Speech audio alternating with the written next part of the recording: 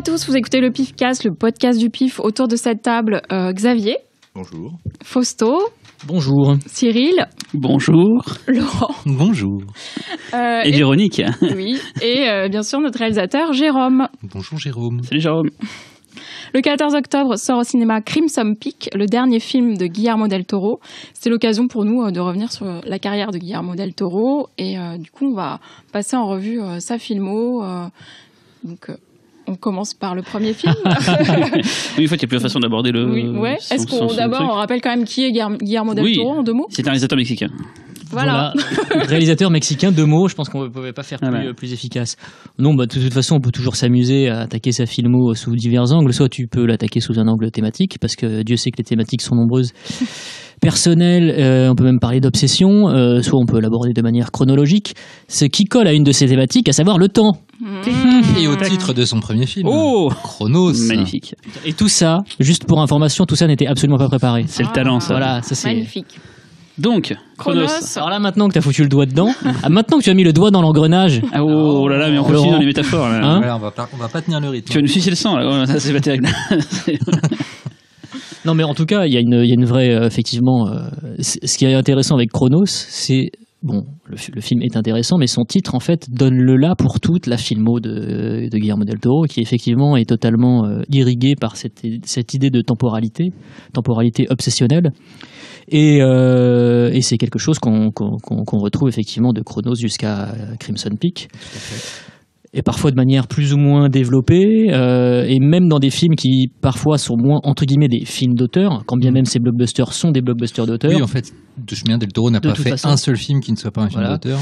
En tout cas, il ne peut pas s'empêcher de placer cette obsession-là, que ce soit au cœur de Hellboy ou là, alors là plus que jamais, j'allais dire, même il est question d'obsession du temps, ou même dans Pacific Rim, puisque là aussi on aborde cette thématique, quoi.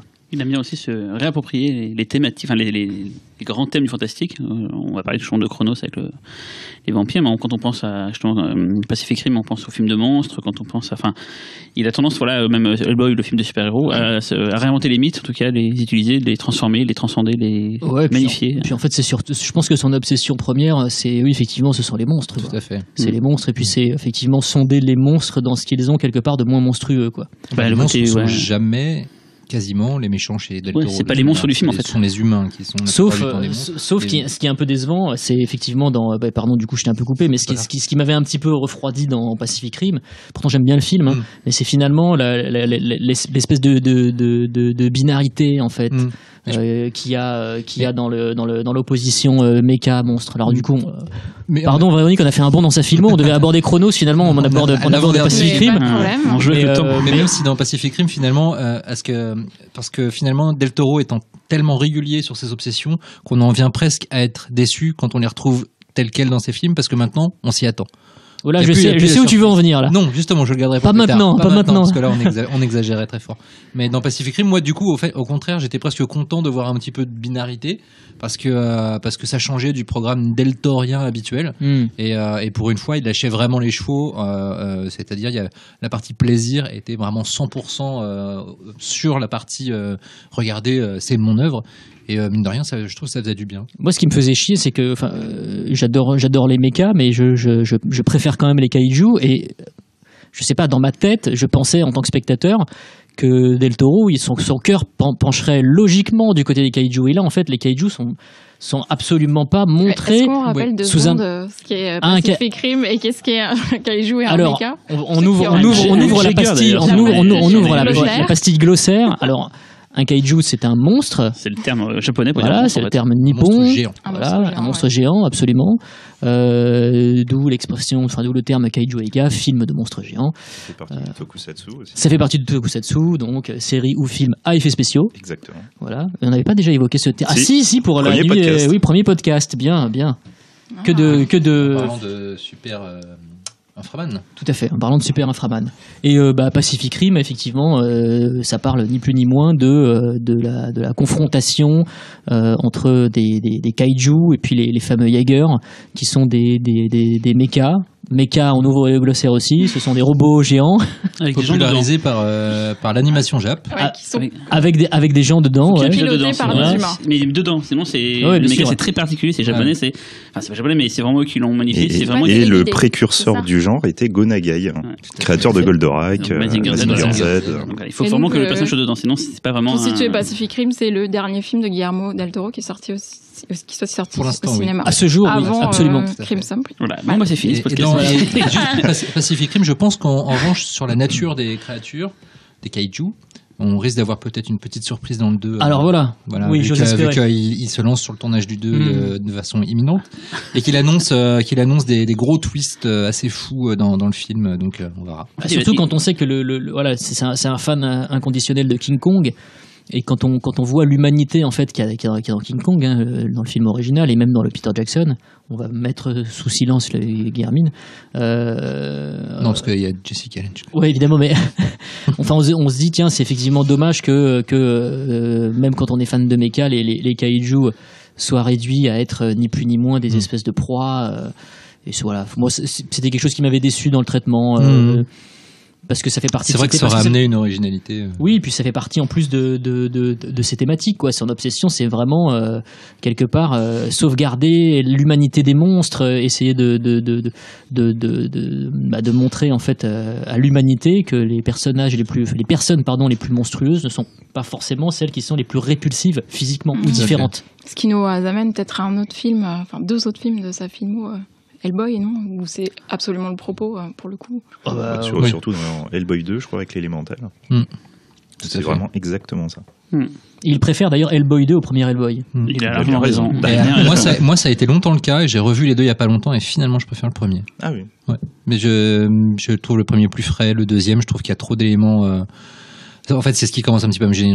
Je le disais tout à l'heure. Je trouve que dans le deuxième, dans le Hellboy 2, Hellboy, le bol de l'enfer. Dans Hellboy 2, voilà, il y a beaucoup d'éléments qui sont déjà présents dans ces films précédents et ça commence à faire redite. Le personnage du prince, c'est exactement le personnage du prince de Nomak dans Blade 2.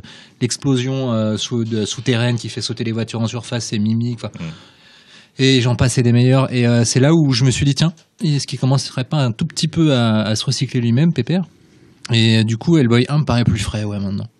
Ça, c'est du coup parce que tu as vu plus de films de lui entre temps, enfin, tu as découvert d'autres films de lui, tu te dis, voilà, maintenant, en fait, est-ce qu'il n'y a pas un côté recyclage? Mais quand tu as vu Hellboy 2 à l'époque, tu l'as pris pour ce qu'il était, quoi, un divertissement pur et 100%. Attends, après, original et tout.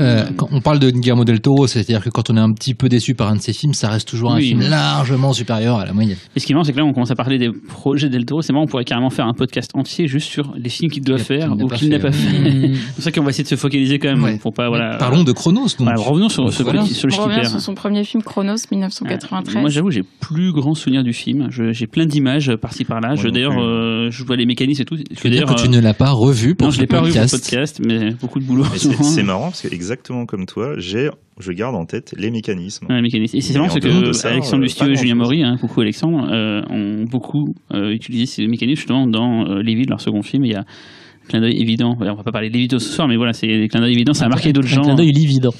L'évident, mais oui, c'est magnifique. C'est magnifique. Donc, ouais, donc Chronoski, c'est on s'en souvient un peu plus ici parce qu'effectivement, moi, j'ai des brides de souvenirs. Déjà, Chronos, on peut dire que c'est la rencontre avec un de ses acteurs fétiches. Ah bah oui. 2 de ses acteurs fétiches, même. Donc, Ron Perlman et ce vieux monsieur dont j'ai déjà oublié le nom, mais qui jouera ensuite dans Les Chines du Diable, dans Le Labyrinthe de Pan, et qui est le héros de Chronos. Donc voilà, dans Chronos, oui, il y a déjà ce film sur l'obsession du temps, et des mécanismes. C'est peut-être, dans mon souvenir, peut-être le film quelque part le plus binaire, parce que c'est pas un film qui ouvertement... si, remarque, c'est déjà un film qui parle de monstres plus humains que les humains. C'est vrai, puisque si je ne m'abuse, le vieux monsieur devient un vampire, plus ou moins, à cause de ce mécanisme. Federico Lupi. Federico Lupi, voilà, bien sûr. En fait, ce qui est marrant, c'est que ce mécanisme, c'est une sorte de renouveau du vampirisme. C'est qu'on le mécanisme, on lui donne une raison logique, on va dire. C'est un peu comme, c'est con, Iron Man, c'est le principe, il a toujours ce truc-là qu'il tient en vie, il faut qu'il fasse gaffe à ce mécanisme et tout, quoi. Et c'est ça que c'était intéressant à l'époque. D'ailleurs, c'est marrant aussi, là, je vais faire vraiment un bond en arrière encore, mais Comment quelqu'un comme Del Toro, qu'on est signé d'avenir là-dedans, se retrouve dans un tel projet? Qu'est-ce qu'il a fait avant? Il a fait des courts-métrages apparemment. Il a fait plein de trucs avant. Il a fait du clip. En fait, il a surtout été le maître SFX spéciaux du cinéma mexicain, effets spéciaux gore, maquillage pendant assez longtemps. Après, il a commencé à réaliser des épisodes d'une série d'horreur où il a rencontré Alfonso Cuarón. Aura Marcada. Voilà. Qui, selon les dires d'Alfonso Cuarón, on peut trouver apparemment quelques images sur YouTube de cette série qui est absolument inconnue chez nous. Donc, et selon Alfonso Cuarón, c'était vraiment une série très médiocre, mais ça a quand même permis à Guillermo del Toro. Tu veux dire la fameuse l'appellation? Ah oui, The Toilet Zone. The Toilet Zone l'appelait Cuarón. Apparemment, ils s'amusaient en fait les deux à ils testaient des trucs dans les épisodes, ça leur servait qu'à ça, c'est-à-dire qu'ils avaient vu un truc 2 jours avant au cinéma ou dans un vieux film, ils se sont dit putain je vais essayer de le refaire. Ça leur servait. Quand tu dis mettre des effets spéciaux au Mexique, faut savoir que le Mexique en termes d'effets spéciaux, c'était pas la folie. Il y a des trucs, mais c'est passé Santos. Ouais, mais le truc c'est que donc déjà il y avait un vrai problème en termes de matériel, donc c'est-à-dire que les gars ils étaient absolument pas équipés comme en Amérique du Nord, et puis surtout et c'est en ça que Dick Smith est intervenu. Il y avait un vrai problème au niveau de la transmission de connaissances, c'est-à-dire que la petite secte en fait de mecs qui faisaient des effets spéciaux au Mexique ne voulait absolument pas révéler quelles étaient leurs techniques. Donc tu te retrouves jeune à devoir bricoler des effets spéciaux, et en fait tu t'apprends sur le tard, et surtout tu n'as personne en fait pour t'expliquer. Et c'est à ce moment-là en fait que Dick Smith est rentré en jeu, si je puis dire. C'est Guillermo del Toro qui l'a sollicité, et puis Dick Smith lui a filé quelques petites astuces, tout en disant que son travail était merdique par ailleurs. Pas de del Toro par rapport à Dick Smith. C'est marrant, ça fait penser aussi à Peter Jackson qui pour Bad-Test faisait lui-même ses effets gore chez lui et tout. De toute façon, c'est un parallèle qui est assez évident. Enfin, c'est vraiment, en plus, c'est cette famille de réalisateurs fanboys, tel Sam Raimi aussi. Il mettait pas la main à la pâte Raimi pour l'effet spéciaux, mais je pense qu'il devait déjà avoir sa vision du truc et tout. Bien sûr, mais en tout cas, ça impose en fait pour les gars d'être de véritables couteaux suisses ou machettes mexicaines. Moi, j'ai revu le film récemment, très récemment même. Lequel? Chronos. Et effectivement, il y a tout ce qu'on va voir dans les autres films en fait. J'ai l'impression que, enfin justement, je l'avais pas vu depuis longtemps, et entre temps j'ai vu tous ces autres films, et là j'ai tout retrouvé en fait. Il y a soit de forme embryonnaire, soit de forme développée, mais en tout cas il y a vraiment tous les éléments de son cinéma. Et par contre il y a ce côté un peu plus manichéen qu'il y a dans Pacific Rim, qui est là pour le coup c'est un peu moins nuancé. Il y a vraiment le méchant Ron Perlman, mais il y a vraiment des éléments de la série The Strain sur lesquels il va travailler, on parlera plus tard. Il y a carrément des scènes entières. En voyant Mimic, ce qui m'a frappé, c'est qu'on dirait que The Strain, en fait, c'est tiens, j'ai foiré Mimic, alors je vais essayer de le refaire comme je voulais le faire. Il y a peut-être de ça en fait. Mais de toute façon, toute sa filmographie fonctionne tel un gigantesque univers, quoi. Il construit ses films en rime. D'ailleurs, c'est quelque chose dont je me suis aperçu il y a peu, c'est qu'à chaque fois, à l'intérieur des films déjà, il y a des images qui se répondent. Elles n'ont pas forcément de logique dans leur façon de se répondre. On a plus l'impression que c'est quelque chose comme ça qui place à l'inspiration. Et donc il y a déjà ça à l'intérieur des films, et les films eux-mêmes se répondent avec un nombre incalculable de motifs récurrents qui sont du coup vraiment le signe d'un auteur, et qui font qu'on peut pas se tromper quand on voit un film de Del Toro. C'est forcément un de ses films. Et c'est un mec qui est très courageux, pardon Cyril, mais c'est vrai que c'est un mec qui est très courageux. Enfin, ça c'est juste un trait de sa personnalité, mais je pense qu'il est quand même déterminant et qui fait qu'il a pu réussir. C'est que c'est quand même un mec qui s'est très souvent fait envoyer bouler, quoi. Qui a jamais baissé les bras, qui a toujours surmonté les épreuves, mais voilà. Mimic, par exemple. Mimic, et puis donc Dick Smith qui lui dit que son travail est pas terrible, mais qui va quand même l'aider. Bon, ça fait jamais plaisir à entendre. Federico Lupi sur Chronos, qui lui dit que son script est pourri et qu'il a juste besoin d'un salaire très important. Mais et par ailleurs, mais il lui a dit après. Il lui a dit après, mais il était obsédé par le salaire. Donc en fait, voilà, peu importe quelle était la teneur du scénario, il était convaincu que ce serait un script de merde. Bon, après, il a trouvé le film bon. Dieu merci pour Guillermo. Mais voilà, c'est quand même quelqu'un. On pourrait aussi parler des Montagnes hallucinées. Ça a été quand même un gros coup. Ou le Hobbit aussi, carrément. Ou le Hobbit. Et c'est effectivement, le Hobbit aussi, c'est clair. Et ça aurait pu lui filer un coup, peut-être pas fatal, mais en tout cas un énorme coup qui mette un bon gros hiatus en fait à sa carrière. Et en fait, le mec a toujours su rebondir. Alors après, il y aura des déceptions pour les fans comme Hellboy 3, etc. Mais c'est quand même un gars qui s'accroche, et c'est un truc effectivement on peut remonter à l'enfance, où je pense que c'est c'est quelqu'un qui a su puiser en fait son énergie dans une espèce de désespoir. Et il a su toujours en fait surmonter toutes les épreuves de la vie grâce à son imagination. C'est-à-dire que dès le J'ai eu départ, envie de chanter du Cabrel. non mais c'est effectivement, alors là je vais faire une espèce de portrait un peu à la Cosette quoi, mais c'est un mec qui a dégusté dans son enfance, issu d'une famille extrêmement catholique, qui était martyrisé à l'école, martyrisé à cause de son physique. C'est quelque chose d'extrêmement important puisque c'est une donnée déterminante dans sa filmographie. Il a pas été martyrisé parce qu'il était gros, il était martyrisé parce qu'il était trop maigre. Ouais. Et il a grossi. Qu'il était blond. Et parce qu'il était blond. Putain, Laurent, t'aurais morflé, toi. Toi, au Mexique, mon gars, je peux te dire que. Moi, j'ai un peu tout, moi, ça va, je peux passer partout.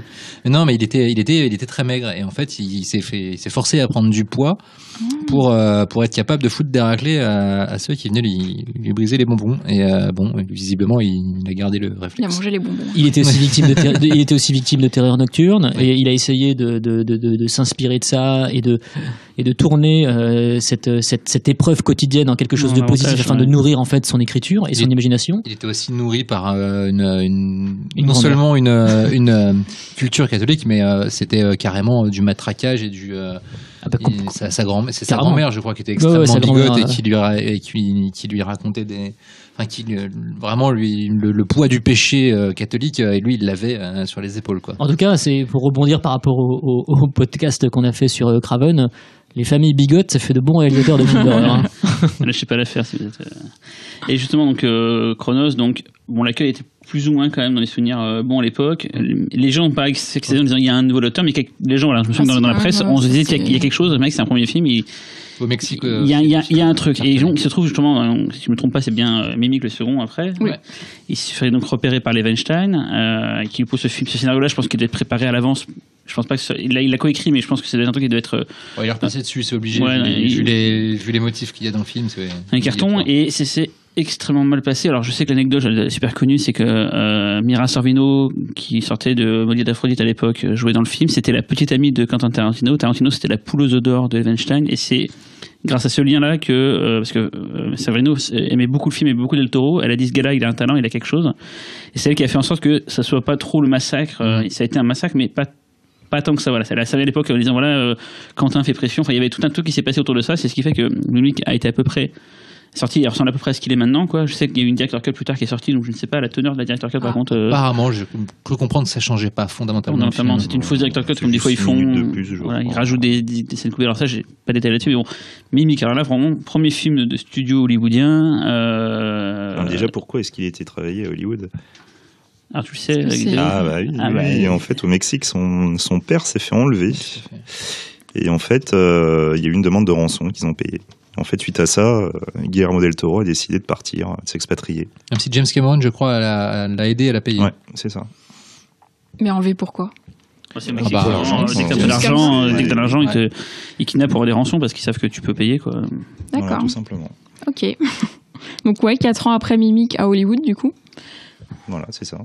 Et Mimic, alors Mimic, c'est marrant parce que on raconte deux secondes le pitch. Oui, il y a une épidémie qui tue des enfants à New York.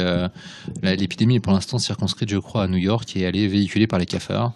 Et une scientifique spécialiste des insectes crée une espèce d'insecte mutant qui est capable de tuer tous les cafards à cause de ses sécrétions, qui est appelé le Judas. Voilà. Non, mais c'est important pour. Oui. Et ça marche, et sauf que 6 mois après, elle s'aperçoit que sa création, qui était censée mourir, en fait, elle n'était pas censée pouvoir se reproduire, s'est reproduite et surtout a muté pour quelque chose de dangereux. Voilà. Et c'est un film, c'est un chouette film d'horreur, vraiment. Tout le monde, même Del Toro lui-même, le considère comme le mouton noir de sa filmo, mais ça reste vraiment un truc avec une belle ambiance, une belle photo. Des belles idées, c'est sabré par les Weinstein derrière qui ont imposé les trucs que lui voulait pas, mais ça restait au-dessus du panier, je trouve. Je sais pas ce que vous en pensez. On sortait de l'époque Scream, justement. Dimension était avait plein de pouvoir à Hollywood et tout. C'était vraiment là, ils avaient plein de budget. C'est ça, je me trompe pas. Oui, puis ils avaient envie en plus d'accrocher un film de SF à la Alien, en fait. Et Del Toro, lui, il avait pas forcément envie de faire ça, quoi. Il avait pas du tout envie, en tout cas, de faire un actionneur, par exemple. Et non pas que le film ressemble à un actionneur, mais en tout cas, Del Toro n'en parle pas forcément avec grand enthousiasme en fait du film. Par ailleurs, ça devait être des scarabées, non pas des cafards. Ouais. Dans son script, c'était ça. Il n'a pas pu développer en fait toutes les thématiques qui lui étaient propres. Pourtant, Dieu sait que. Après, il reste toujours, on va dire que dans les cendres, il reste toujours du Del Toro, quoi. Mais ce qui est intéressant aussi, pardon, Laurent, c'est que c'est le film qui a eu un effet déclencheur chez lui, à savoir celui de se dire bon, ok, je vois comment ça fonctionne aux États-Unis. Bon, je vais avoir clairement deux versants dans ma filmographie. Il va y avoir des films plus personnels et moins commerciaux que je vais faire en Europe ou au Mexique, et des films qui seront volontairement plus commerciaux que je tournerai aux États-Unis. C'est ce qu'il a fait. Et c'est ce qu'il a fait. Et pour autant, je pense que peut-être certains réalisateurs seraient tombés dans une espèce de schizophrénie un peu inquiétante. Et lui, quelque part, en fait, cette volonté de diviser comme ça en deux sa filmo, ça crée absolument aucune schizophrénie, mais plutôt des œuvres qui se répondent, mais de manière complémentaire. Et aussi, pourquoi ? Parce que finalement, ces obsessions, comme elles baignent toutes dans le genre, dans une imagerie purement genresque, finalement, elles collent complètement à des films plus grand public. Bien sûr, il peut toujours les faire passer. Il peut toujours les faire passer, quoi qu'il arrive. Des films justement plus accessibles et des films, des blockbusters moins blockbusterisants. Il arrive à affiner chaque fois. Soit c'est des films d'auteur, mais qui sont le petit truc en plus qui fait que c'est pas non plus totalement autorisant, qui peut être un peu excluant pour certains spectateurs. Et les blockbusters qu'il fait sont pas non plus complètement neuneux. Il y a toujours cette petite part de magie qui fait que voilà, c'est ce juste milieu, c'est intéressant qu'il arrive à faire. Et donc Mimic, c'est pour ça que c'est marrant finalement. C'est vrai, c'est cette espèce de versant qu'il a lui. Mais moi je sais que de l'extérieur, voilà, un film de Del Toro est un film de Del Toro. Ce qui change c'est le budget, ce qui change c'est le genre vaguement abordé. Mais après dans le soin qu'il y apporte, parce que voilà, c'est pas parce qu'il va faire un blockbuster qu'il va pas soigner le film. Il soigne tous ses films de la même façon. C'est toujours un festival visuel, c'est toujours un festival la mise en scène est toujours d'une rigueur, d'une précision assez ébouriffante. Et ça, quel que soit le genre qu'il aborde. Donc, je pense que vraiment, c'est peut-être la maturité, le public auquel s'adressent les films en matière de dureté de ce qui se passe à l'image qui change. Après, au-delà de ça, sinon, ça reste vraiment des films qui se répondent tous les uns les autres sans distinction de blockbuster ou d'auteur pour moi. D'ailleurs, Mimic est quand même assez gore, il me semble. C'est Rob Bottin qui a fait les effets spéciaux. Je suis pas sûr qu'on verrait encore des films aussi gore sortir au ciné. C'est un des piliers des make-up aux États-Unis. Et j'ai une question d'ailleurs à propos de Mimic. Le film s'est fait quand même défoncer à l'époque. Faut sûrement encore dire que je pose des questions, mais défoncé à l'époque par la critique. Justement, d'après vous, enfin avec le recul, effectivement, c'est mérité. C'est pas un bon film, c'est pas. On parle de quelle critique ? Globalement, je me souviens que même, je sais pas dans comment le film avait été perçu à l'époque. Je me souviens des critiques plutôt négatives à l'époque, pas détestables, mais en mode. Bref, pourrait mieux faire quoi. C'est le souvenir que j'en ai vraiment pour le coup. Genre une déception après Chronos. Moi, c'est marrant, je préfère Mimic à Chronos. Oui, mais les critiques de l'époque, c'est parce que tu es vendu au grand capital, toi. Oui, mais totalement. Non, mais je suis assez d'accord parce que Chronos, autant que c'est un film qui est intéressant, mais c'est aussi un film qui est parfois un peu. Tu sens que c'est plus une espèce de gros bloc de granit dans lequel il y a des choses à extraire. Un vrai brouillon. En fait, il a pas eu de bol, c'est que après un brouillon, il aurait dû avoir une espèce de, l'opportunité en fait de transformer ce brouillon-là en quelque chose de plus précis. Et malheureusement, il a été propulsé sur un truc où toute la précision qu'il aurait dû avoir, elle a été annihilée par des producteurs qui disaient tiens, fais ci, fais ça quoi. La logique aurait voulu qu'il fasse plutôt les chaînes du diable. Après, c'est vrai que quand on reconsidère Mimic par rapport au film d'horreur actuel. On se dit que finalement c'est un film qui est pas mal quoi. Oui, c'est clair que le niveau est tellement baissé que. Mais c'est une autre époque aussi. Il n'y a pas ces found footage, ces torture porn qui sont arrivés, cette sorte de nivellement vers le bas du film d'horreur et tout. Où on prenait le temps à l'époque de créer des univers, de créer tu sentais le potentiel de Mimic. Voilà. C'est-à-dire que après le truc c'est que tu peux pas demander à tous les spectateurs qu'ils aient la capacité de sortir le potentiel parce que sinon après justement les Chines du diable. Si je me trompe pas, c'est le suivant. Putain, c'est bim. Finissons juste sur Mimic Ouais. pour dire qu'il y a quand même des motifs comme l'enfant qui se lie d'amitié plus ou moins, en tout cas qui entre en connexion avec le monstre, l'obsession des insectes et des références religieuses. Donc il y a déjà pas mal de trucs et la cruauté faite aux enfants aussi parce que les enfants sont victimes de maladies. Il y a 2 gamins qui se font défoncer la tronche par un monstre de façon assez vénère. Et ce qui est, ça, c'est aussi un autre des traits de Guillermo del Toro et qui nous amène à déboucher sur Les Chiens du Diable, c'est que l'enfance n'est pas un sanctuaire. Au contraire, c'est un calvaire. Voilà. Donc, Les Chiens du Diable, qui, à mes yeux, était longtemps mon film préféré del Toro. Je sais pas, c'est le film que je trouvais le plus. 2001 et Les Chiens du Diable. Ça reste mon préféré. Et donc voilà, donc il le tourne cette fois-ci plus aux États-Unis, quoi. Bah ouais.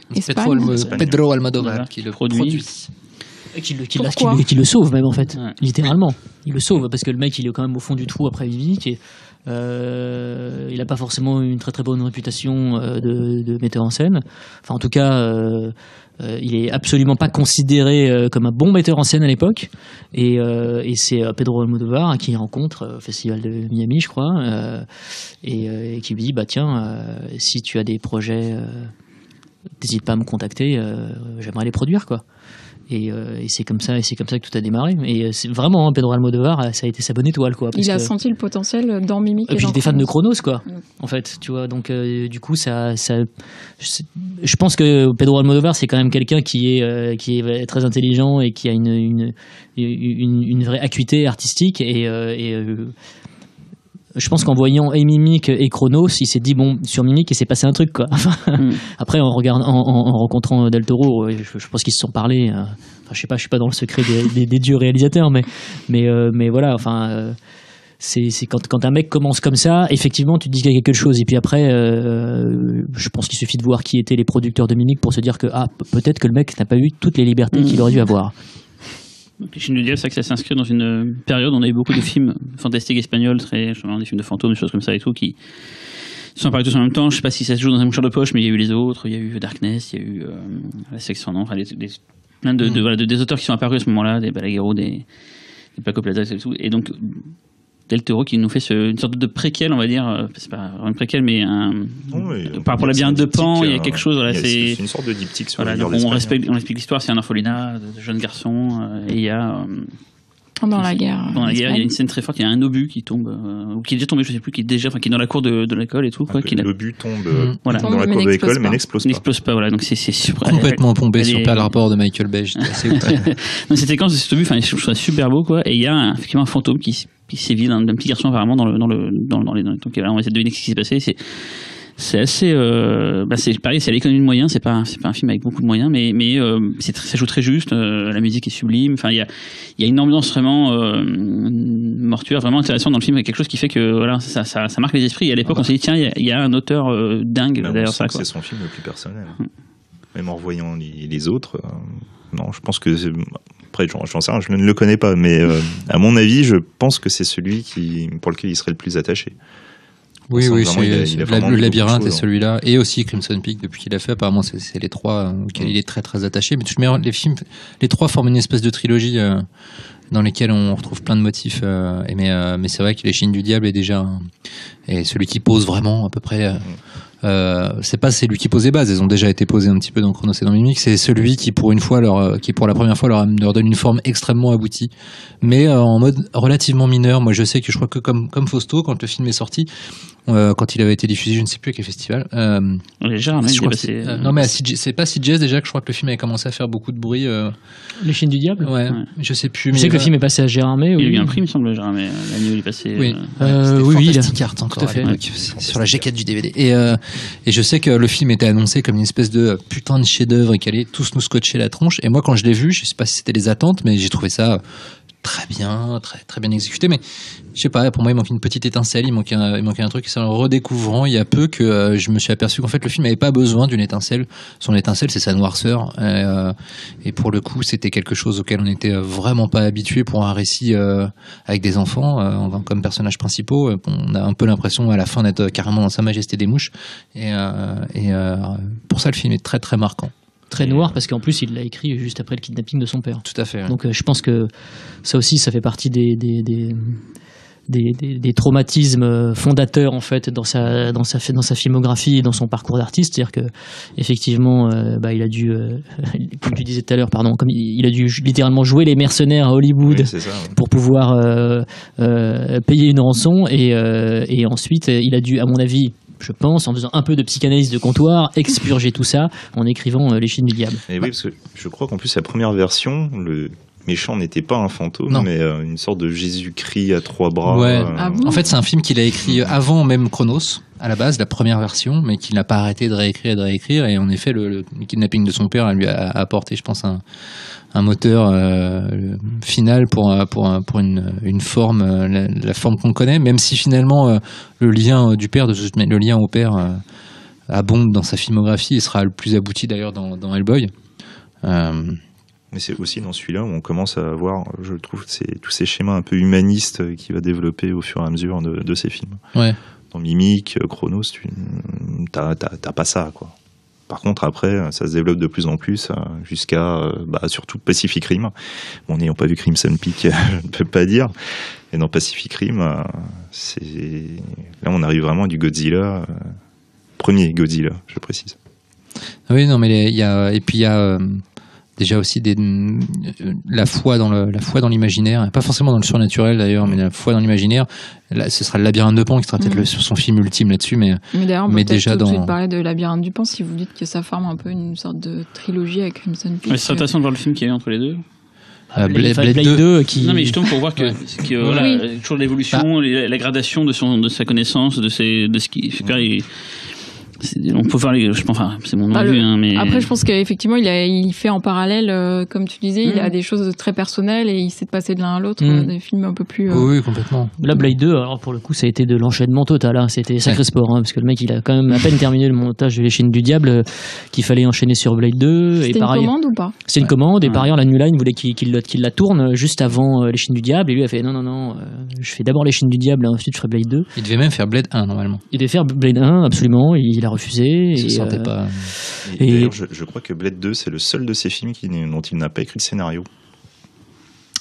Écoute, là comme ça, à brûle pour point, il faut que nous fassions une vérification, quoi. Ouais. Mais en même temps, c'est un univers qui est déjà installé, quoi. Ouais, qui est installé, et puis en plus sur lequel il peut déjà greffer toutes ses obsessions. Notamment par le production design, ce qui fait que... Effectivement, il n'a pas écrit le scénario. Bravo Xavier. C'est notre ami spécialiste des super-héros, David Goyer, qui réalisera le 3. Que moi je trouve pas si nul, mais bon, c'est... Non. Mais Blade 2, ce qui est intéressant, c'est le fait qu'un des monstres va devenir aussi un personnage principal qu'on suit un peu plus que... déjà, le personnage principal est un monstre. Oui, tout le monde est monstrueux. Oui, ça se évidemment, mais il y a ce vampire là qui a sa bouche qui s'ouvre là, qu'on suit un peu plus que d'habitude dans le premier. Effectivement, on suivait un peu ce que faisaient les vampires, mais c'était plus pour être la chair à canon, pour qu'il se fasse dégommer par Wesley Snipes. Dans le 2, il y a peut-être plus ça, quoi. Il y a ce Bloodpack aussi qui arrive, qui est un peu bizarre et tout. Oui, parce que t'as juste un réalisateur dont le cœur penche du côté des monstres, quoi. Donc, d'ailleurs, à ce propos, si vous avez vu les bonus qui sont exceptionnels de Blade 2, il y a un making-of, en fait, Del Toro n'était pas présent avec l'équipe de fabrication des effets spéciaux, donc ils avaient un échange vidéo, en fait, constant, c'est-à-dire qu'en fait, les mecs filmaient ce qu'ils avaient fait, et lui filmait sa réaction, et en fait, ils ont compilé dans les bonus tous ces vidéos qui étaient à la base juste des vidéos de production, enfin, pas fait pour être vues par le grand public, et c'est dingue, parce qu'il a une vision surtout, il donne des conseils sur, tiens, il faudrait peut-être faire ça comme ça et tout, quoi. Bien sûr. Il est super impliqué, et ça se voit à l'écran, parce que les monstres, ils ont de la gueule, et tous les effets ont de la gueule. C'est ce qui fait que ces films sont assez incroyables, surtout quand on connaît un petit peu la façon dont pour qui a vu, maintenant tout le monde les a vus, hein, ces carnets, les fameux carnets dans lesquels il prend ses notes et il dessine. Le mec a juste une imagination visuelle complètement folle, et c'est ce qui le distingue. Et il a une patte aussi. Énormément. C'est lui qui fait les designs, c'est carrément. lui qui fait les designs de toutes ces créatures, et qui, en tout cas, avec sa patte à lui, qui est parfois un peu enfantine, etc. Mais tous les concepts et toute la beauté des concepts de monstres sont déjà sur le papier. Après, quand il les donne aux équipes d'effets spéciaux, bien sûr, tout ça est affiné, etc. Mais le mec, il a vraiment une imagination qui laisse pantois. Pomper. Les idées par plein de monde, parce que le monstre, on en parlait tout à l'heure de La Chaîne du Diable avec ses deux mains, avec ses yeux sur les mains, ça a été repris par plein de gens. Non, le Labyrinthe de Pan. Labyrinthe de Pan, je dis quoi? La Chaîne du Diable. C'est bon, faites-moi pas chier. Ouais, mais en même temps, ouais. Donc Blade 2, c'est un vrai comic book movie, peut-être. Et c'est un grand amoureux de comic book. C'est bien que beaucoup de films récents de comic book garde cette patate et ce niveau de pas de sérieux, mais pas adulte, parce que ça c'est un comic book bien fun, mais avec quand même un peu trashouille, quoi. Un combat de fin en lucha libre, et rien que pour ça le film Forever. Il y retrouve d'ailleurs un acteur espagnol qu'on aime beaucoup, Santiago Segura, qui joue un tout petit rôle au début. C'est pour suivre. Nous avons aussi Donnie Yen dedans. Et oui. De Nguyen, qui a d'ailleurs chorégraphié les combats du film. Quel combat. Enfin, putain, la claque que je me suis mangée quand j'ai vu le film en salle. Vraiment, c'était... Genre, j'ai vraiment eu... Et je me souviens, c'était après la première scène, je crois, il y a des gens qui ont applaudi dans la salle. Dans une séance commerciale, c'est quand même assez rare. La scène avec les motos. Ouais. Et là, mais c'était, moi, j'étais ouf, quoi. J'étais vraiment ouf. En sortant de la salle, j'ai fait, mais putain, mais qu'est-ce que c'est? Et surtout, je suis pas un grand fan du premier, en fait. La mythologie est intéressante, elle est assez chouette, mais la première scène du premier est très bien. Oui, mais alors voilà, c'est toujours ce qu'on me dit. Oui, non, mais désolé. moi, je préfère le premier au second. Il y en a une vraie pour des raisons perso, mais en fait, le truc, organisé, il y a une vraie douche de sang qui a été organisée il y a pas longtemps dans je ne sais quel pays pour les amoureux des vampires. Donc voilà, j'aurais bien aimé. Mais ouais, non, enfin franchement, c'est une telle adrénaline. Enfin, ça faisait très très longtemps que j'avais pas ressenti ça, quoi. Et puis les combats, c'est super rare de voir des combats dans un film américain qui soient aussi parfaitement chorégraphiés. Et puis en plus là, c'est post-Matrix, hein, quand même. C'est post-Matrix, ouais, mais avec effectivement une digestion, on va dire, post-matrixienne, effectivement, mais le truc, c'est que Wesley Snipes, contrairement à Keanu Reeves, en tout cas à l'époque de Matrix, c'est pas la même au niveau martial. Donc alors après, c'est un bon gros relou, Wesley Snipes, sur les plateaux, hein, tout le monde le sait, enfin tous les réalisateurs qui ont bossé avec lui. Avec les impôts aussi, quoi. Pardon, avec les impôts aussi. C'est les impôts qui sont relous avec lui, c'est pas pareil. Oui, c'est vrai. Ils sont relous avec tout le monde de toute manière, c'est les impôts. Mais donc du coup, après, c'est ce que dit d'ailleurs Del Toro en interview, c'est que bon, on peut aussi remercier la doublure de Wesley Snipes d'avoir été très très présente. Hein, et producteur Wesley Snipes. En parlant de doublure aussi, c'est que je me souviens, c'est Matrix, les deux autres Matrix, donc Reload et Revolution ont beaucoup mis ça, mais il y avait une doublure numérique. Il y en avait plusieurs dans le film, mais c'était assez nouveau à l'époque d'avoir des personnages en numérique. Il en est pas très fier d'ailleurs. C'est pas si honteux que ça en voyant. Moi je trouve que c'est pas si honteux que ça. Il manque toujours le poids dans ces trucs-là. Il manque de poids, mais c'est pas si honteux, mais en même temps, quelque part, on a un petit côté animation japonaise. Et ça, c'était assez connu à l'époque, en tout cas. Maintenant, ça semble évident, mais à l'époque. Il y a une scène qui a très mal vieilli pour l'avoir revue récemment. C'est une scène où ils sont devant des projecteurs. C'est celle-ci. Et il se bat contre la fille vampire. Il dit que c'est une des plus. Del Toro dit que c'est une des plus belles, une des plus moches scènes d'effets spéciaux de l'histoire du cinéma. C'est cool. Mais c'était une bonne idée. Mais alors après, justement, pour la réalisation des scènes de baston, tout comme dans Matrix d'ailleurs, je me demande où est la pleine responsabilité de la virtuosité de la chose, puisque on oublie un petit peu que les chorégraphes de combat asiatiques, en tout cas venus de Hong Kong, sont en règle générale les réalisateurs des scènes de combat, c'est-à-dire que c'est eux qui placent qui donnent les axes de caméra, les changements d'axes, les points de montage, parce qu'ils savent ce que ça va donner après. Je suis curieux de savoir à quel point, par exemple, quand Tigre et Dragon, un petit aparté, quand Tigre et Dragon est sorti, tout le monde dit c'est extraordinaire la réalisation. Mais c'est Yuen Woo-ping qui a fait toutes les réalisations des scènes de combat et pas du tout Ang Lee. D'ailleurs, après on a vu Hulk et on s'est dit Del Toro, on lui en voudra pas si c'est pas lui qui a tourné les scènes d'action. Non, bien sûr que non, mais moi je pense, mais en même temps connaissant Del Toro, je vois pas comment il peut pas s'être investi le plus possible dans la réalisation de ces scènes de toute manière. Je vois pas. En plus, il avait dit qu'il ne ferait pas la même erreur pour Blade 2 que dans Mimic, c'est-à-dire qu'il n'y aura pas de seconde équipe. Dans Mimic, en fait, ce qu'il a détesté, c'est que la seconde équipe en faisait qu'à sa tête. Et il ne supporte plus, depuis Mimic, l'idée qu'il y ait une seconde équipe qui filme quelque chose sans que ce soit lui qui l'ait installé et validé. Donc Blade 2, il avait dit, il n'y aura pas de seconde équipe, et il n'y en a pas eu. Donc, normalement, il était de tous les plans. C'est intéressant ce que tu disais par rapport à la Japanime, parce que c'est clair qu'il y a des moments où on a l'impression de voir du Kawajiri live, quoi. Exactement. Ouais. Vraiment, quoi. Je pense exactement à Kawajiri. Vraiment, c'est le seul à avoir réussi à atteindre ce Graal qui est de faire du Kawajiri live. C'est clair, en termes de découpage, en termes d'énergie cinétique, c'est clair, quoi.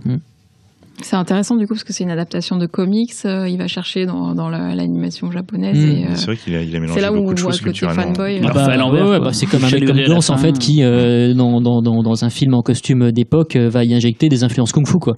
C'est exactement la même chose. C'est des mecs qui picorent en fait dans la culture populaire, comme dans la culture plus noble. Ça peut être effectivement dans la peinture plus classique, dans le comic book, ou dans des légendes, ou dans la mythologie grecque. Enfin, c'est une espèce de gigantesque bouillon de culture, et c'est vraiment ce qui caractérise. C'est un mélange de plein de cultures justement, musicales, visuelles et tout. Non, mais ça fait pas. Bien sûr que le cinéma est une composante. Mais du coup, il y en a qui sont paresseux, qui vont se baser juste. Le cinéma, c'est on filme des acteurs qui parlent, et puis t'as des gens qui C'est sûr, c'est surtout que tous les réalisateurs n'ont pas forcément le même niveau de culture, quoi.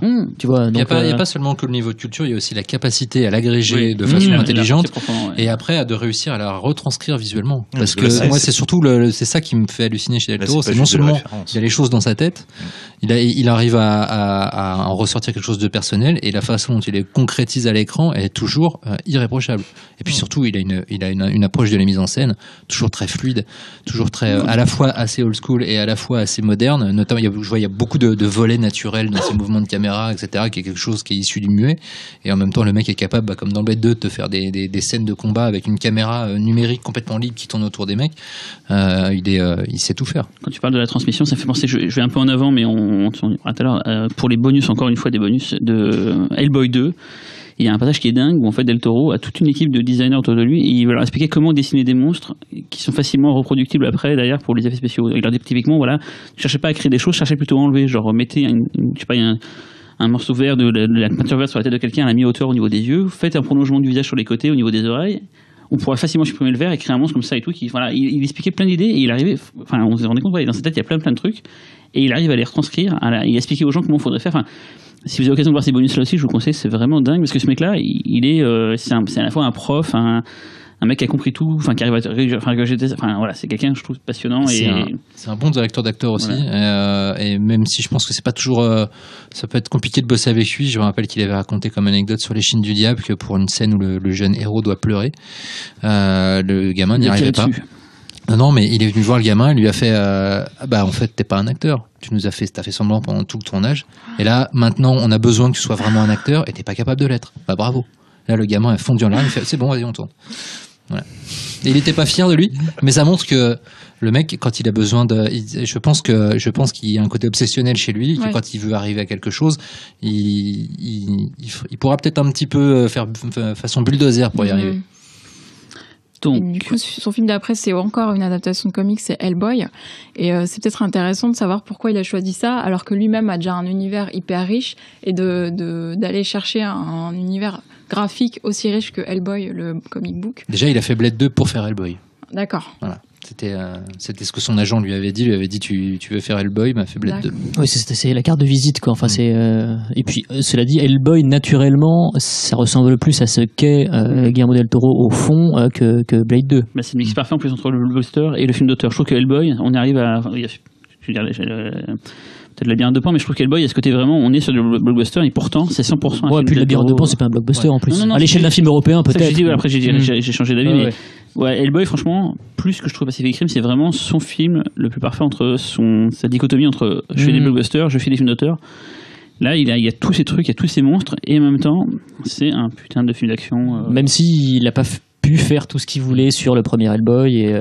Il a créé un personnage mythique. Qui est Cronen quand même, je trouve. Enfin, il l'a créé, il l'a pas créé. Non, mais il existait dans la bande dessinée. Il lui a rendu une sorte de puissance. Il l'a effectivement 3Disé de manière incroyable. Mais en plus c'est marrant parce que moi ce que je préfère dans le film, ce qui m'a rendu fou encore une fois, c'est l'ouverture. Alors la Seconde Guerre mondiale là avec l'apparition de Cronen, mais franchement c'est à tomber. Il le magnifie, il le filme. Il voulait que tout le film se passe pendant la Seconde Guerre mondiale. C'est-à-dire que plus qu'un film de super-héros, et c'est ce qu'il nous a déclaré récemment en interview, il voulait faire un pur film d'aventure pulp. Et ça se ressent, enfin, dans la direction artistique, tout le côté steampunk, tout ça, etc. C'est méga pulp, quoi. Et puis de toute manière, il y a aussi, je pense qu'il y a un gros problème avec l'appellation super-héros. Carrément, en fait, tout ce qui est tiré d'une BD américaine qui traite de personnages avec des pouvoirs surnaturels est taxé de films d'histoire de super-héros. Hellboy n'est absolument pas un super-héros. Oui, mais il y a ce côté, il va défendre dans son bureau là, donc il faut expliquer Hellboy. Donc c'est un bureau qui va enquêter sur des phénomènes paranormaux, et en fait. Il a d'autres mecs avec lui dans son équipe qui sont aussi des gens qui ont des pouvoirs, on peut dire ça comme ça, quoi, qui ont des anomalies, on va dire, quoi, et ils vont enquêter, donc ils vont quand même pour sauver l'orphelin, j'ai envie de dire, donc c'est un peu quand même. Oui, mais c'est comme si on disait que Tintin est un super-héros parce que c'est un mec qui. Voilà, mais parce que c'est un mec qui vit des aventures partout et qui sauve toujours plein de gens et qui est aidé à embringuer dans des aventures parfois surnaturelles. Oui, mais c'est ni plus ni moins un film d'aventure avec un monstre en fait. Oui, c'est ça qu'on peut penser, mais pourtant Hellboy c'est quand même. C'est plus du Indiana Jones que du film de super-héros, que du Superman par exemple, quoi. Donc ou du Batman ou. Et donc là, beaucoup d'effets prosthétiques, vraiment des maquillages à tomber un peu partout. Cronen, c'est vraiment l'exemple. Enfin franchement. Moi, je trouve que c'est très très rare ces dernières années, quand je pense à des personnages dont l'iconicité m'a vraiment marqué. Je pense que Cronen il figure parmi les premiers, quoi. Carrément. On retrouve à la musique, si je me trompe pas, si je me trompe je vais me faire tuer, mais je crois qu'on retrouve Marco Beltrami qui a aussi fait la musique de Mimic. Et de Blade 2. La putain de BO de Blade 2 d'ailleurs qui mélange la musique de Beltrami avec de l'électro hip-hop juste à tomber par terre avec des morceaux. Ça tu aimes, hein, mon salaud.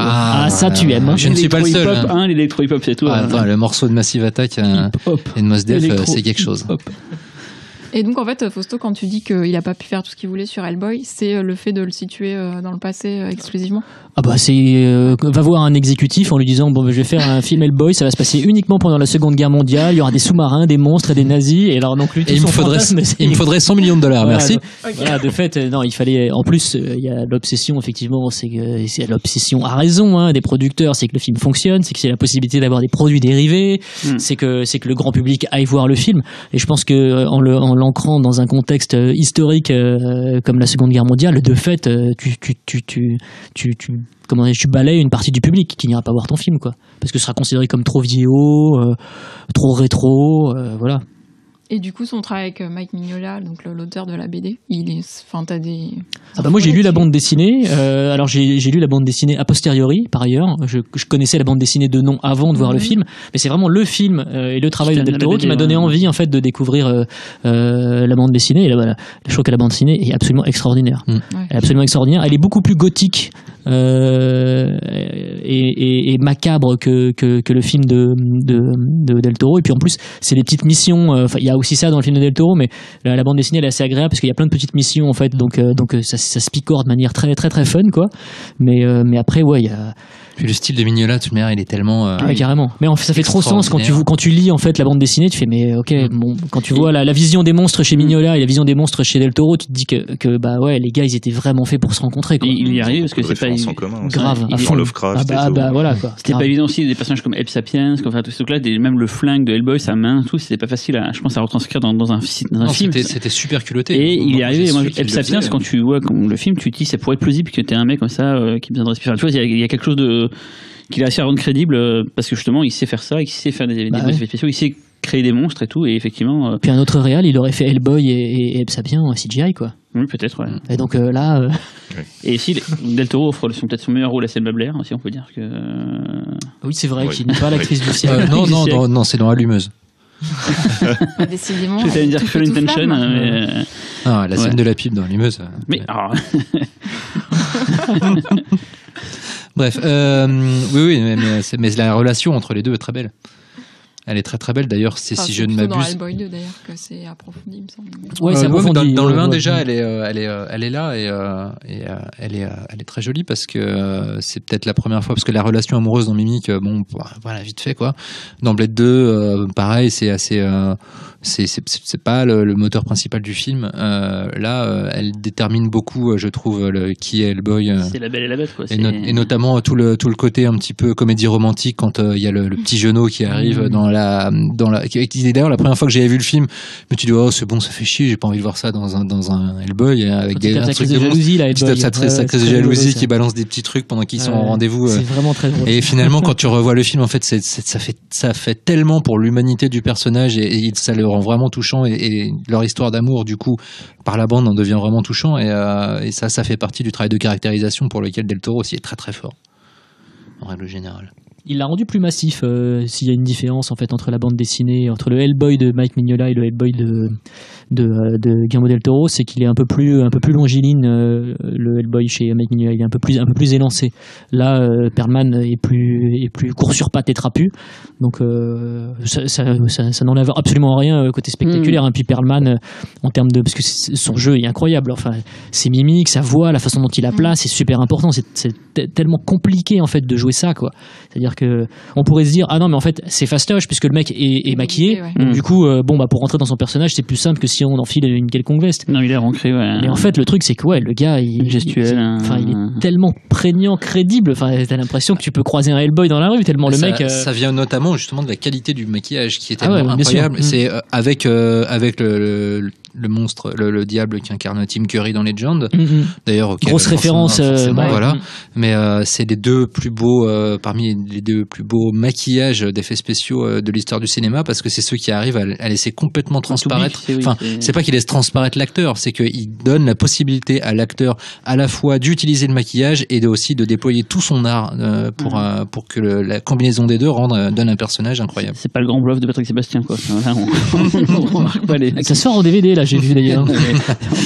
Ça se mais faut quand même le dire. Podcast Patrick Sébastien. Voilà. C'est bientôt Noël. C'est bientôt Noël. Donc après, qu'est-ce qui arrive après Hellboy ? Eh ben, le labyrinthe de Pan, qui est à mes yeux, The Cornerstone. Qui amène d'ailleurs Del Toro donc dans la cour, pas des grands parce qu'il était déjà, mais à Cannes, donc les gens commencent à dire. Si, je pense que tu peux le dire. Il était là, franchement, c'est la vraie reconnaissance internationale. Oui, mais il faisait déjà des bluffs. Dans le sens, voilà, la profession le reconnaît comme étant quelqu'un qui a peut-être quelque chose à. Artistiquement, en tout cas, c'est la soirée. Il a eu le Grand Prix à Cannes. À Cannes, c'est le Grand Prix qu'il a eu, je crois. Rien. Non, il a rien eu. Non, c'est aux Oscars. Ah bah, bien sûr, c'est ça. Dans mon cœur, il a. C'est pas aux Oscars qu'il a eu quelque chose ? On va vérifier. Il me semblait qu'aux Oscars, il avait eu quelque chose. Il était en compétition à l'époque, il était pas. Le mec a bossé vos notes, hein. Moi je vous dis, il a rien eu le film. Mais il était en compétition. Franchement. Il était pas. Ouais, Oscar de la meilleure photographie, décor et maquillage. Non, mais bien sûr. Mais c'est déjà bien. C'est très important. Mais à Cannes, c'était. Effectivement, le labyrinthe de Pan a eu le BAFTA, le prix Hugo, le prix Nebula. Voilà. Mais c'était impossible que le film reparte avec un truc à Cannes. De toute façon, c'est impossible. Aujourd'hui. Ah, je sais pas. Un film de cette qualité débarquerait. Franchement. Je dis pas. Ça avait été bien. Je me souviens, j'étais à Cannes à ce moment-là et franchement, l'accueil avait été bon dans la salle d'ailleurs, mais c'est évident parce que les gens. Le film a l'intelligence de mélanger justement l'histoire, donc le franquisme et donc une histoire de monstre. Et c'est peut-être ça qui fait que il a peut-être pu passer par la grande porte. Et puis basiquement, oui. Après, je pense que. Ouais, pardon, non, mais je pense que, juste pour parler vite fait de la non-reconnaissance du film à Cannes, je pense que, voilà, basiquement, c'est typiquement le genre de film qui ne sont pas reconnus. Et pourquoi ? C'est parce que c'est du fantastique. C'est vraiment aussi simple que ça. C'est pas pour victimiser le genre, hein, mais c'est de toute façon, il y a des monstres. La possession à une époque différente a été quand même aussi remarquée à Cannes. Ouais, mais Zulawski, c'est différent. Oui, Zulawski, c'est différent. Là, on se retrouve avec quand même un mec, Guillermo del Toro, qui réalise des blockbusters à Hollywood. Pas que, mais il avait plus de blockbusters là à Hollywood en fait que de films personnels au Mexique ou en Espagne, donc du coup deux films de super-héros. Voilà, donc simplement pour moi c'était malheureusement triste et logique que le film n'ait rien. Après le film était sélectionné, ce qui est déjà un achèvement en soi. Et donc, oui carrément. C'est le pendant féminin, j'ai envie de dire, de Les Chines du Diable.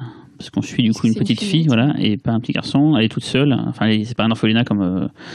Et elle est perdue dans cette maison. Elle découvre ses monstres et tout. Il y a une unité de lieu. Ouais. D'ailleurs, c'est ce qui caractérise aussi les films les plus intimes de Del Toro. Et c'est pareil dans Crimson Peak, c'est les unités de lieu.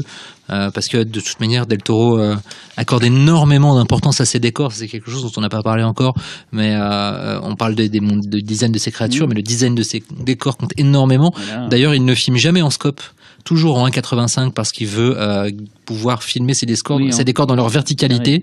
Et il adorerait tourner en 1.33 si on lui donnait en architecture, le format carré, c'est considéré comme beaucoup plus noble que le format scope. Oui. Ce qui est pour ça aussi que par exemple Wes Anderson tourne de plus en plus en format carré et qu'il le fait aussi très bien. Mais chez Del Toro, c'est vraiment impressionnant cette façon dont il est. Et c'est aussi pour ça qu'il ne tourne jamais avec des focales trop longues, parce que pour ne pas avoir trop de profondeur, pour avoir beaucoup de profondeur de champ, pour pouvoir inscrire les personnages dans les décors, ce qui rend fou certains de ses pointeurs. Il disait que sur Les Chines du Diable, le mec qui s'occupait du point se faisait chier parce qu'il n'y avait pas énormément de boulot finalement. Et dans le labyrinthe de Pan, le décor est à la fois un peu en retrait parce qu'il n'est pas aussi gothique, mais alors, c'est bourré de détails. Et on le découvre au fur et à mesure du film, c'est qu'à chaque fois la fillette nous en montre de plus en plus. Alors, je parle du décor réaliste, pas du décor dans le versant fantastique qui est magnifique. C'est où on s'aperçoit de plus en plus qu'en fait ils sont dans une espèce de moulin et on voit des grands engrenages qu'on voyait pas vraiment au début, et on s'aperçoit que tout ça répond à la montre du méchant qui tient lui-même de son père, l'obsession du temps, la montre qui essaie de réparer. Enfin, il y a toute une. Il y a un côté en fait justement dans les décors qui fait très cinéma japonais où les décors montrent un peu l'état d'esprit des personnages, rentrent vraiment dans leur psyché. Et là, à ce niveau déjà, c'est son film le plus abouti. C'est un film le plus violent, je trouve aussi. Quoi. C'est le film est d'une psychologiquement. Je parle pas forcément du côté gore, mais le côté c'est dur. Très cruel. Il y a 2-3 séquences qu'on n'aura pas pour pas spoiler aux gens qui n'ont pas vu le film, et des séquences où on se dit on n'est pas dans un film lambda, ni un film d'auteur lambda, ni un film fantastique lambda. Il y a un mec qui a un Sergi point de Lopez, vue, il est fou. Sergi Lopez, c'est Cronen sans masque, quoi. Ouais. Alors, c'est le meilleur rôle de sa carrière. On est loin de Harry, un ami du bien. Il était bien dans Harry. Oui, mais on est loin, c'est. Ouais. Mais du coup, c'est comme dans Les Films du Diable, finalement, ce qui est plus effrayant dans ces films-là, ça vient de la partie humaine et réaliste. C'est la noirceur de l'âme humaine, en fait. C'est même le film où l'humain est le plus flippant et le plus abject de toute sa carrière. C'est d'ailleurs dans celui-là où toute son obsession sur la cruauté faite aux enfants est vraiment son paroxysme. Celui-là, il est assez dur. Et la méfiance envers les adultes. Et c'est un film qui, paradoxalement, aussi me rappelle beaucoup Sixième Sens de Shyamalan. C'est-à-dire dans la façon dont il y a un mur entre le monde des adultes et le monde des enfants, et qu'il est très difficile de franchir le pas. Et l'isolement, en fait, de l'enfant, la nature complètement solitaire d'un enfant incompris. Moi je sais que c'est ce qui m'avait beaucoup touché dans Sixième Sens, et aussi ce qui me touche dans Le Labyrinthe de Pan, qui est son film le plus touchant pour moi. Et puis un imaginaire enfantin qui est pas forcément aussi idyllique que ce qu'on peut. Ah non, les fées par exemple. Oui. Moi aussi j'avais halluciné sur les fées et comment il arrive à détourner en fait une créature de l'imagerie enfantine, positive, pure, asexuée. Et là, il en fait quelque chose de très très particulier, quoi. Et puis il y a une influence immense dans ce film de Miyazaki. Le film est quasiment une relecture très sombre et guerrière du voyage de Chihiro, avec des motifs qu'on retrouve quasiment à l'identique entre les deux films. Elle vient de la nature aussi. Oui, tout à fait. Et panthéiste. Voilà, ouais. Et puis même des images quand la grenouille vomit c'est vrai. toute la Bible, la très clé, bien c'est vu, le personnage bien vu. C'est assez impressionnant et ça confirme encore une fois l'influence de pas seulement du cinéma mais de l'animation asiatique aussi sur Del Toro. En petite anecdote justement sur le labyrinthe de Pan qui montre bien l'esprit de Del Toro, c'est qu'apparemment Sergi Lopez aurait rencontré Del Toro un an et demi avant le tournage avant de recevoir le scénario du labyrinthe de Pan, et apparemment Del Toro lui aurait expliqué en 2h30 l'intégralité du film avec tous les détails dont il avait besoin de connaître pour son personnage. Ça n'a duré que 2h30, donc il lui a dit oui de principe. Un an et demi après, il recevait le scénario. Le scénario était à l'identique de ce qui lui avait été raconté. Donc c'est vraiment que le mec, il réfléchit vraiment à ses films, dans les moindres détails. Et on a peut-être l'impression qu'il est tout le temps en ébullition. C'est assez flippant quand on regarde ses carnets. Puisqu'il y a eu un très beau livre qui est sorti l'année dernière, je crois, et qui en reproduit de grande part. C'est qu'en fait, tu as l'impression presque d'être dans l'esprit d'un schizophrène. C'est-à-dire que tu as des notes qui sont prises autour des dessins et les notes sautent complètement du coq à l'âne. Il y a que Del Toro même qui peut comprendre parfois de quoi elle parle. Et c'est alors, je pense que il doit avoir, je pense que dès qu'il se balade, il a une idée, ne serait-ce que de scène, même si elle n'est pas liée à un film en particulier. Il note une situation, une idée de plan ou ses rendez-vous. Enfin, c'est au même niveau en fait. C'est assez impressionnant. Justement, Sergi Lopez, quand suite à ces 2h30 assez épiques, il lui a quand même posé la question de savoir, mais du coup, t'as quelque chose d'écrit? Mais non, du tout. Tout est dans ma tête. Voilà, donc c'est quand même assez costaud, je trouve. Ouais, non, mais je pense qu'on peut parler de génie pour Del Toro. C'est dans le labyrinthe de Pan pour moi qu'il expose le plus. Ensuite, du coup, Hellboy. C'est dommage de parler si peu de ces films-là, mais il faut qu'on. Si on passe dire 4 heures, il faut bien qu'on avance. Du coup, après Hellboy 2, ce qu'on Hellboy 2, pas de off-record pour Cyril. C'est toujours. On lave son linge sale. Au micro, pardon. Non, mais Xavier, je suis obligé de vous. Moi, je vais me servir un verre de jus d'ananas, sachez-le, c'est très important. Pardon, Xavier, vas-y. Donc, j'allais dire que Hellboy 2, nouvelle adaptation d'Hellboy, mais plus éloignée du comics. Cette fois, on sent qu'il prend un peu plus les rênes, même si avec Mignola, ça se passe toujours très bien.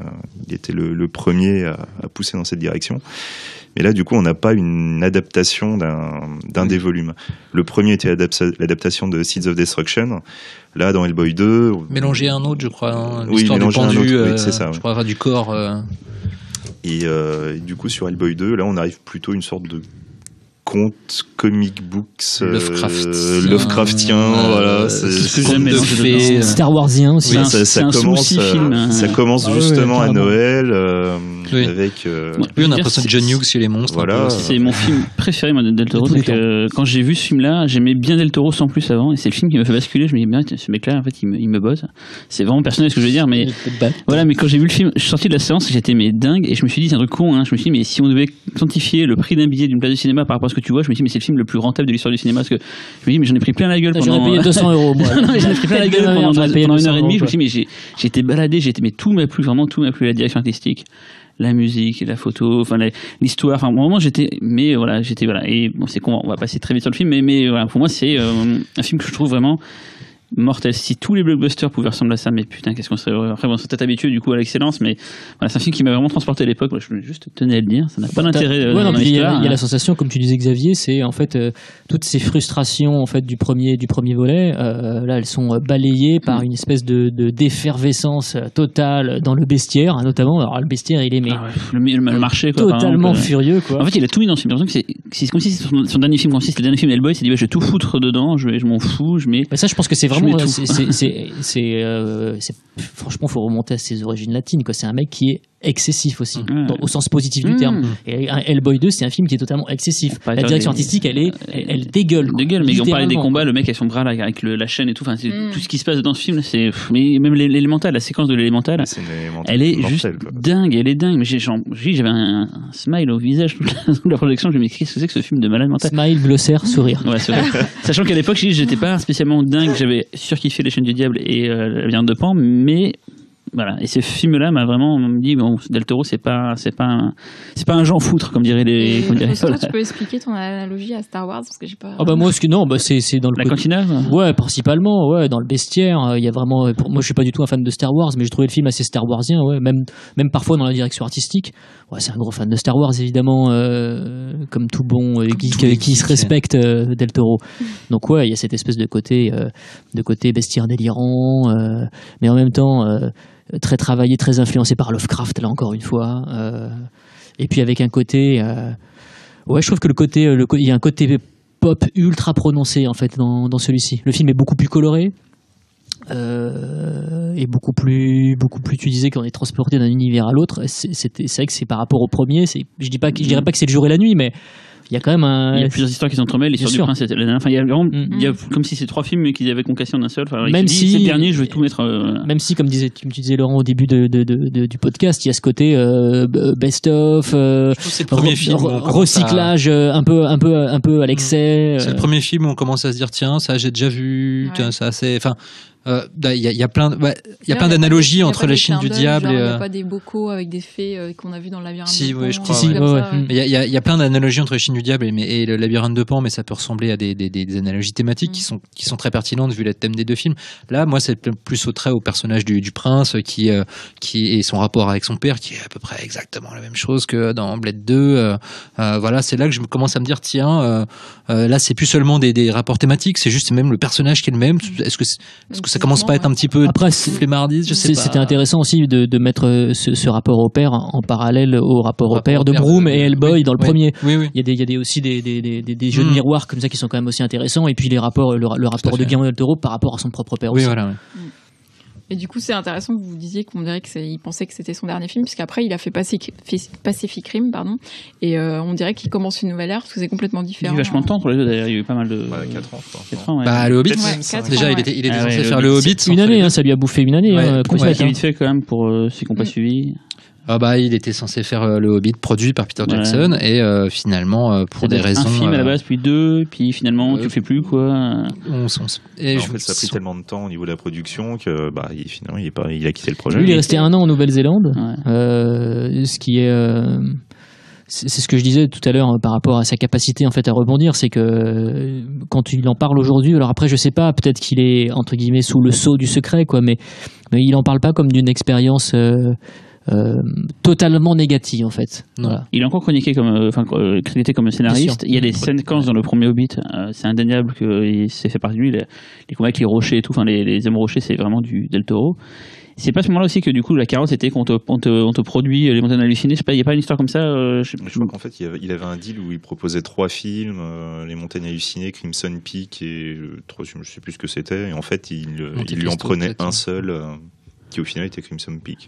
Voilà. De toute façon, ce qui est sûr, c'est que c'est un petit peu ce qui a permis aux Wachowski de faire des projets totalement barrés et anti-commerciaux. À partir du moment où on arrive à Hollywood avec 1, 2, 3, alors le mieux c'est d'avoir une trilogie qui cartonne. C'est sûr que pour péter un câble sur les montagnes hallucinées avec 150 millions de dollars de budget, c'est plus simple. C'est plus simple de te donner le feu vert quand tu as derrière toi une trilogie qui a rapporté des milliards dans le monde, quoi. Sauf que montagnes hallucinées, ça se fait pas. C'est ça. Non, c'est... Alors, c'est en partie apparemment.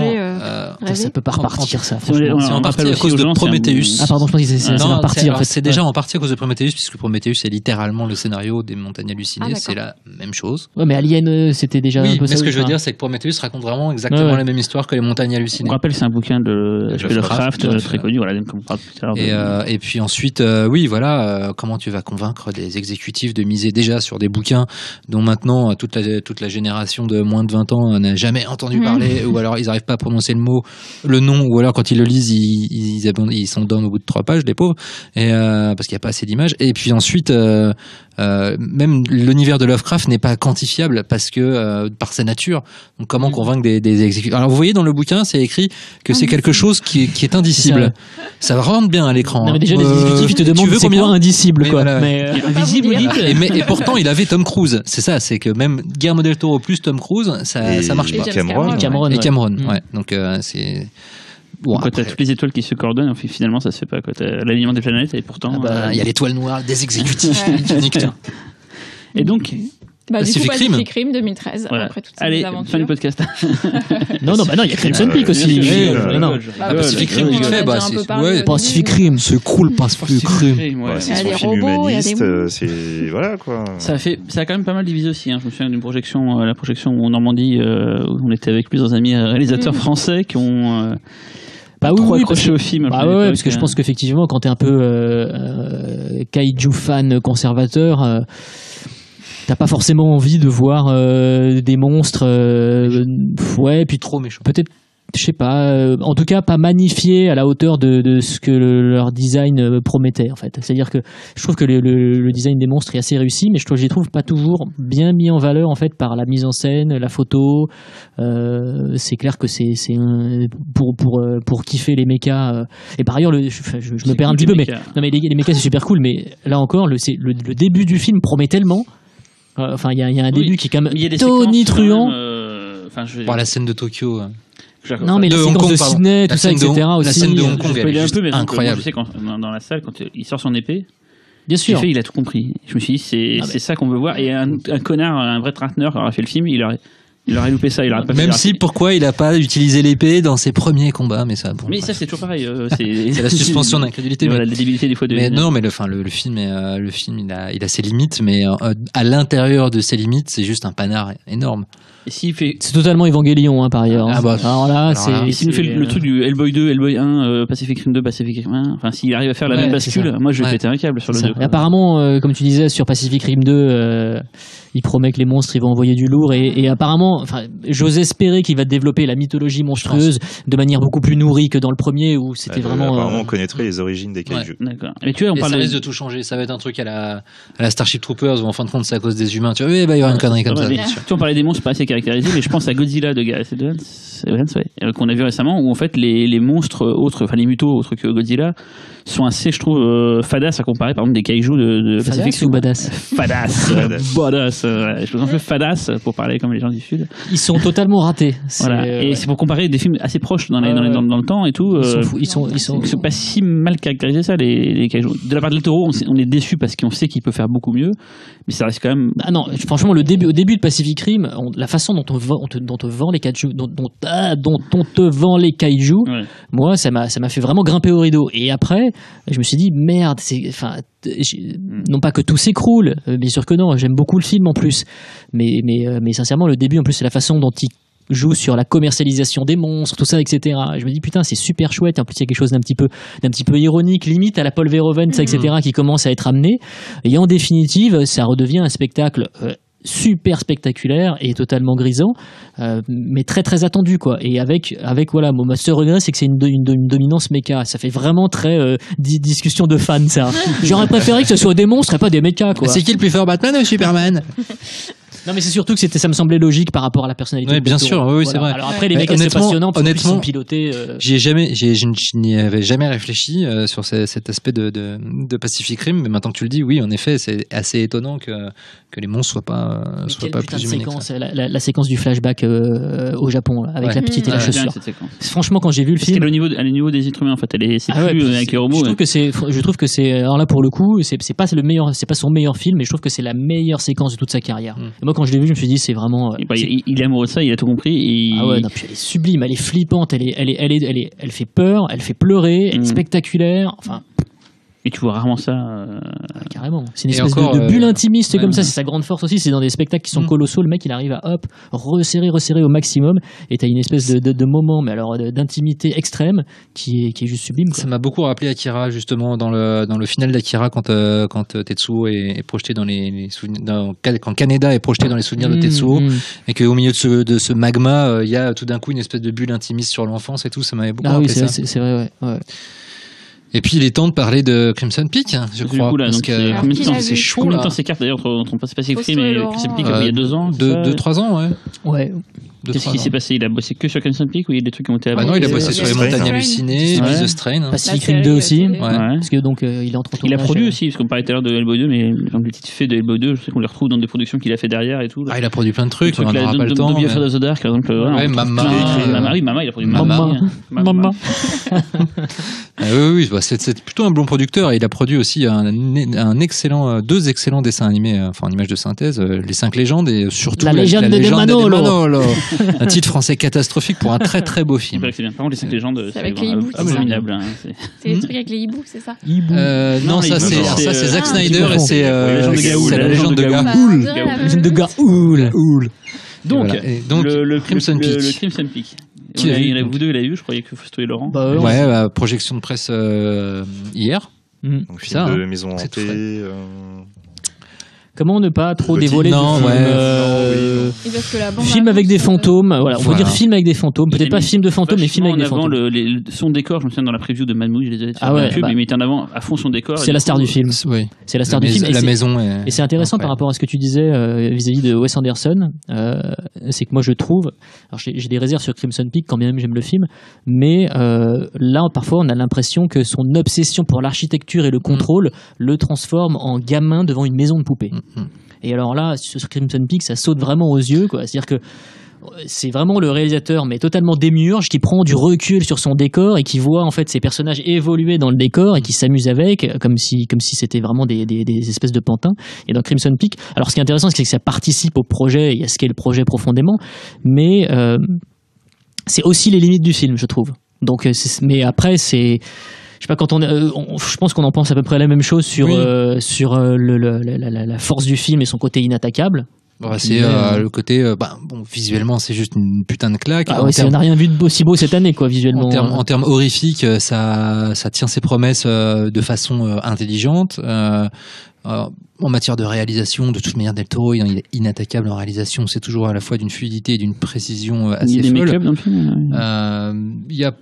Non, il n'y a pas trop de make-up. Pour le coup, les créatures sont plus en synthèse. Mais alors, en revanche, c'est incroyable. Enfin, le niveau de rendu, le niveau les textures, le niveau le côté organique en fait des effets est vraiment fou, quoi. Mais la vraie star du film, c'est la photographie, Vraiment, c'est la scène d'intro, c'est un hommage direct à Opération Peur de Mario Bava, où il arrive vraiment à retrouver toutes les teintes à la fois ocre, vert, noir, bleu, dans un mélange juste à tomber par terre. Et tout le long du film, c'est ça. C'est une italienne, quoi.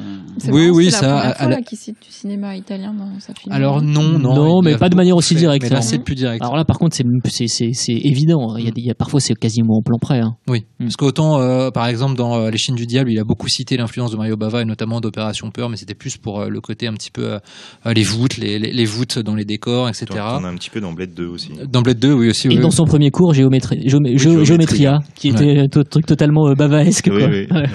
Et là, non, mais les limites de. En fait, Crimson Peak, c'est un film qui il est difficile de ne pas aimer Crimson Peak tellement, voilà, en termes quand on aime le genre, quand on aime le fantastique et l'horreur, et qui plus est le fantastique et l'horreur classique, on a un package juste magnifique. Après. Il n'y a rien pour moi d'inattendu dans le film, dans le sens où chaque motif, chaque action de personnage renvoie à quelque chose qu'il a déjà fait. Le motif d'un personnage qui à un moment donné a un œil qui se remplit de sang. Il y avait déjà ça dans le labyrinthe de Pan, il y avait déjà ça dans les Chines du diable. C'est juste le motif des blessures, des fantômes dont suinte une espèce de liquide qui part vers le haut. Il y a ça pour chacun des C'est un fantômes. film d'horreur, c'est quoi comme style de film? C'est un film d'horreur gothique. C'est un petit moment qu'il n'a pas fait de vrais films d'horreur, je pense, depuis même Les Chines du diable ou même Munich. Parce que les autres, c'est des films fantastiques dans le sens. On va pas partir dans des explications de qu'est-ce que le fantastique, qu'est-ce que l'horreur et tout, mais des trucs vraiment horrifiques faits pour faire flipper.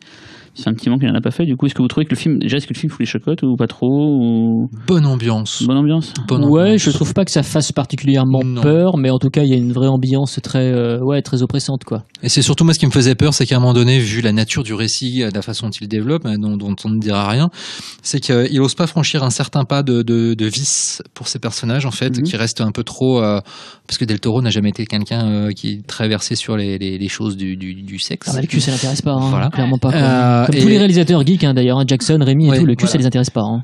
Voir Pacific Rim où la seule scène de sexe est un entraînement au combat. Carrément, tout à fait. Carrément. Et Crimson Peak, en fait, plus le film évolue, plus tu te dis que si ça n'apparaît pas, à un moment donné dans le film, une dimension vénéneuse, le film va tomber à plat. Et il l'a franchi, mais tu sens pas que c'est quelque chose de vraiment de naturel. Il l'a franchi assez timidement. Alors que c'est ce qui faisait la beauté des films dont il s'inspire, comme Les Amants d'Outre-Tombe ou le Margheriti, pas seulement Le Corps et le Fouet.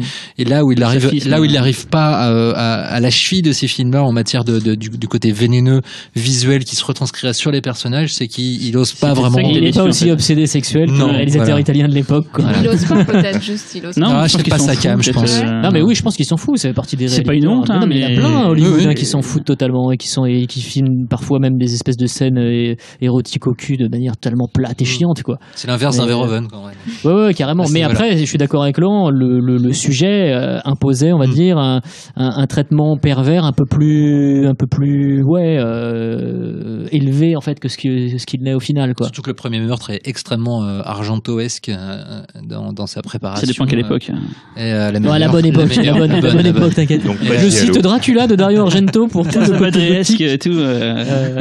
Non, mais sinon, le film est. Et le personnage qui représente entre guillemets le mal absolu dans le film, voilà, il y a une petite nouveauté, on va pas la spoiler, mais il y a une petite nouveauté par rapport à ces autres films. Il est gaucher.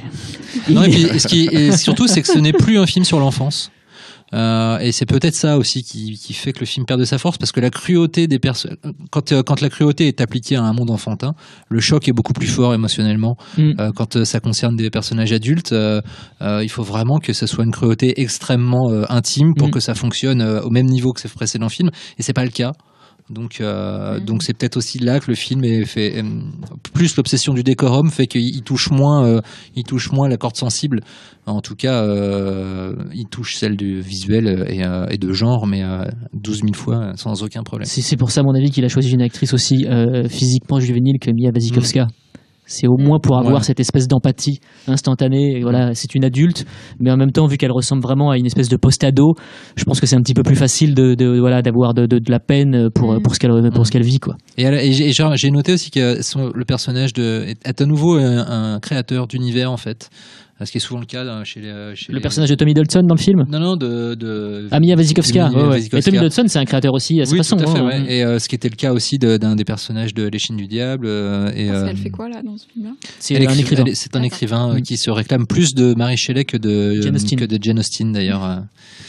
Ce qui en dit beaucoup sur l'orientation du film. Où je pense qu'au début, et son goût pour Frankenstein. Voilà. D'ailleurs, en fait, quand on y repense, c'est vraiment son film de femme. Hein. Complètement, oui, complètement. D'ailleurs, oui. C'est les personnages les plus intéressants du film. Oui.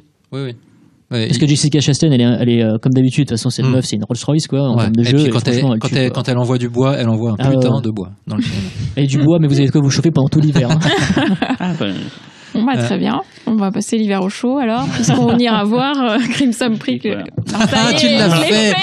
Non, mais surtout, putain, faut aller le voir parce qu'en sortant du film, on s'est dit. Ce genre de truc là, ça peut vraiment se bananer, mais vénère au box-office. Faut vraiment que ça marche, faut y aller. Déjà, faut le voir en salle. Faut lutter vraiment contre Jason Blum. Enfin, franchement, faut. Ou leur gueule, cette fois, non, vraiment, faut y aller là, putain, parce que. Faut le faire comme un acte militant. Ouais, mais voilà, mais oui, parce que, en fait, ce truc, si ça se banane, ça va être quoi l'avenir du fantastique en salle, quoi? On va avoir que des putains de fan footage, même un mec talentueux comme Shyamalan, il nous fait The Visit.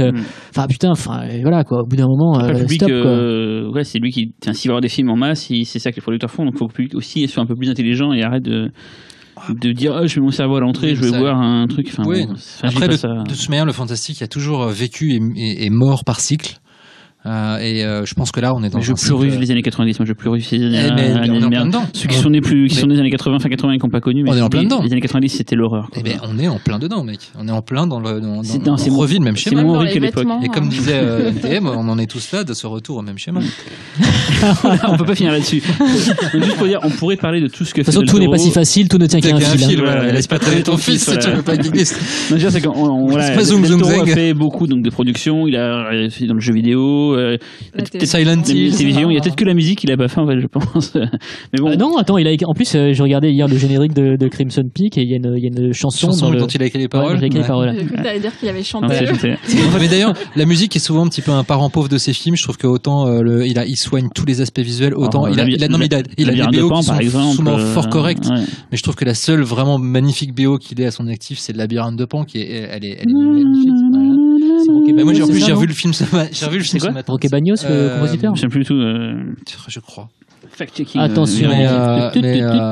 Voilà. Et sinon, le reste du temps, il a de très bonnes BO, mais qui sont pas, je trouve, toujours à la hauteur des images. Peut-être partout. En tout cas, bon, il a fait beaucoup et tout ce qu'il a. Fort Boyard, tout ce qu'il a fait à côté mériterait carrément un podcast entier. Oui. Vu que c'est le plus long qu'on ait fait pour le moment, 1h20, je pense qu'on va pas aller plus loin, mais bon, voilà, sachez qu'il y a beaucoup à faire.